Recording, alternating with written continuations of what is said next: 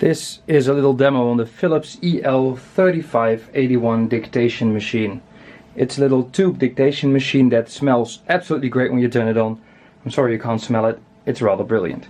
So this is the machine. It works with these kinds of cassettes that may look quite fancy, but they're actually just two 3-inch reels put in a little holder, which is a good idea, let's be honest.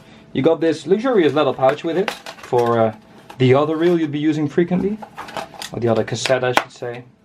And usually the cassettes came like this, and they're actually meant to be used with one of those pedals you put on the floor under your desk, and you could record using the pedal, start and stop, and your typist would then use her own machine with her own pedal to play back the tape you recorded. Here's some index stuff.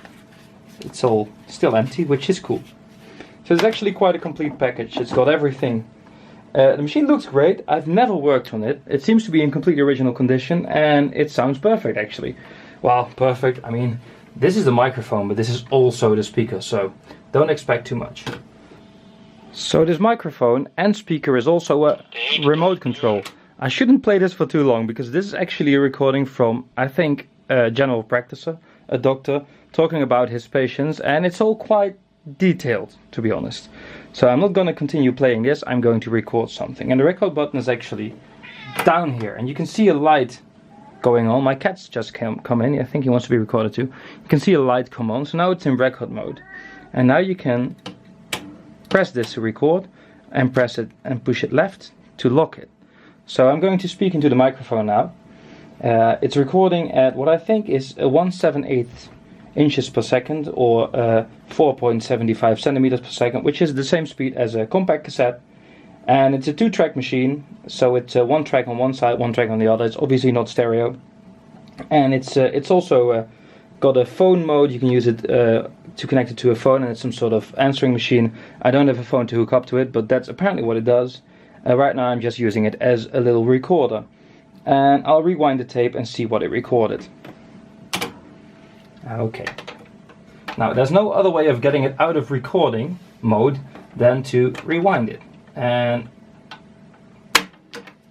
as you can see the brakes aren't perfect. It does make a bit of a mess, but there you go. Play. Push it left to lock. So I'm going to speak into the microphone now. It's recording at what I think is a 1/7/8 inches per second, or 4.75 centimeters per second, which is the same speed as a compact cassette. And it's a 2-track. It's not perfect, so as you can hear. One track on one side, one track on the other. It's not stereo. And it's also got a phone mode. You can use it to connect it to a phone. And here's obviously fast forward. And rewind. Got a phone mode. You can use it to connect it to a phone, and it's some sort of answering. That's how it works, and as you can see, except for the slightly wonky volume control, it works very well. Here's the microphone connector, and here's the phone connector, and if you switch it to telephone mode and you try to record, there's actually a little bell inside. Probably that's ringing when you're actually using it as a phone answering machine. You flip the tape like so, and I'm sure they made it sound very easy, but obviously the tape always jams here.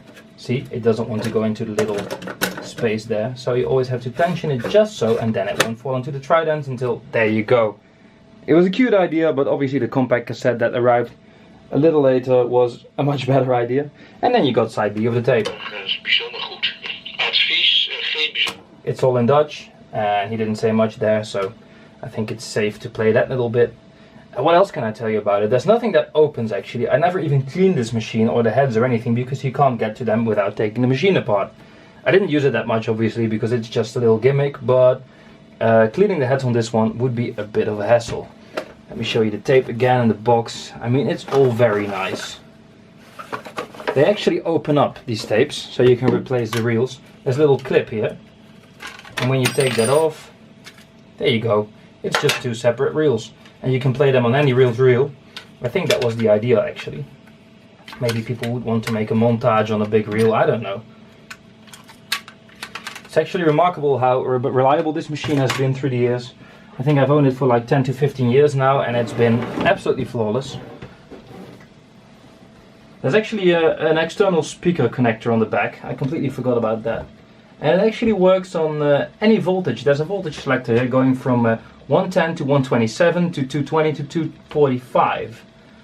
So it probably has been sold worldwide. The design is very non-Philipsy. It's definitely not looking like anything else from that Philips era, which makes it a very interesting thing to have, especially with the pouch and the tapes and everything.